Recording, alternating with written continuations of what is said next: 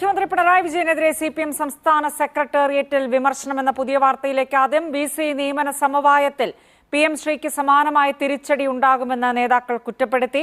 വിഷയം പാർട്ടി അറിഞ്ഞത് മുഖ്യമന്ത്രി തീരുമാനം പറഞ്ഞപ്പോൾ മാത്രമെന്നും നേതാക്കൾ വിമർശിച്ചു. എതിർപ്പുയർന്നിട്ടും സർക്കാർ നിലപാട് ഇതാണെന്ന് പിണറായി ആവർത്തിച്ചു. ഗവർണറുമായി സമവായത്തിന് മുഖ്യമന്ത്രിയാണ് മുൻകൈയെടുത്തത്. CP അജിതയാണ് വിവരങ്ങളുമായി ചേരുന്നത്. അജിത, BC നിയമനം ഇന്നിപ്പോൾ കേരളയിലും നമ്മൾ സമവായം കണ്ടു. അതിനിടെയാണ് ഇപ്പോൾ മുഖ്യമന്ത്രിക്കെതിരെ പാർട്ടി യോഗത്തിലെ വിമർശനത്തിന്റെ വാർത്തയും പുറത്തുവരുന്നത്.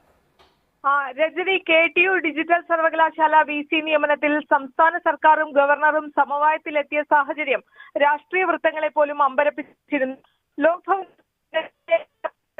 നിയമ പോരാട്ടവും തെരുവ് യുദ്ധവും എല്ലാം മുന്നിൽ നിൽക്കെ പിണറായി അർലേക്കർ കൂടിക്കാഴ്ചയിലാണ് ഈ സമവായം ഉരുത്തിരിഞ്ഞത്.